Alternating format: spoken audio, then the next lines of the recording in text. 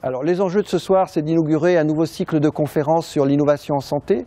Pour cela, nous avons rapproché le club ESSEC Santé et le club Centrale Santé, de manière à pouvoir créer un groupe de réflexion aux compétences complémentaires, à la fois de management et d'ingénierie, associées bien sûr aux compétences des professionnels de santé. Le monde de la santé connaît des mutations majeures aujourd'hui, que ce soit sur le plan technologique, sur le plan du management, sur le plan de l'évolution des filières. Et il est important de comprendre ces mutations, pouvoir anticiper ce que sera demain et de pouvoir justement apporter des solutions et être actif par rapport à ces mutations que nous constatons aujourd'hui.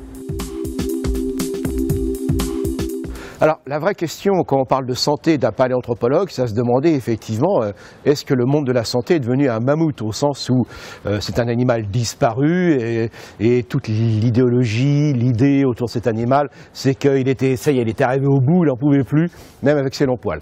Non, pas du tout. Ça allait très bien pour les mammouths pendant un certain temps, sauf qu'il y a eu des changements climatiques.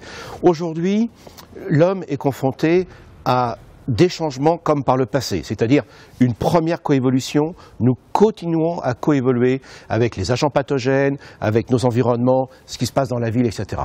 Deuxièmement, ce que l'on sait beaucoup moins, c'est que nous évoluons aussi, nous coévoluons avec nos innovations technologiques. Regardez les changements démographiques, l'espérance de vie, les maladies émergentes.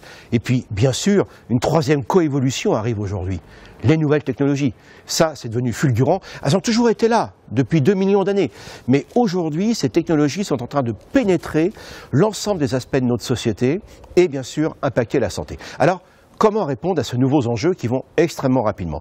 Eh bien, il faut revenir à l'esprit de Darwin. Darwin, ce n'est pas le passé, c'est comment innover, comment s'adapter et comment être dans l'adaptabilité, donc être toujours dans une dynamique qui produit de l'adaptation et même des adaptations à nos adaptations. Donc voilà, nous sommes dans un monde darwinien, c'est déjà arrivé du temps du grand-père de Charles Darwin, sauf qu'aujourd'hui, nous sommes dans une situation où nous sommes connectés à l'échelle mondiale, nous avons plusieurs générations, des enjeux technologiques qui sont à l'intérieur, à l'extérieur du corps, ne pas tomber dans les mirages du transhumanisme, de vraiment développer une nouvelle recherche et politique de santé dans lesquelles tout le monde pourra participer à travers donc les réseaux, les multiples compétences et dans l'aptitude effectivement à construire un projet commun.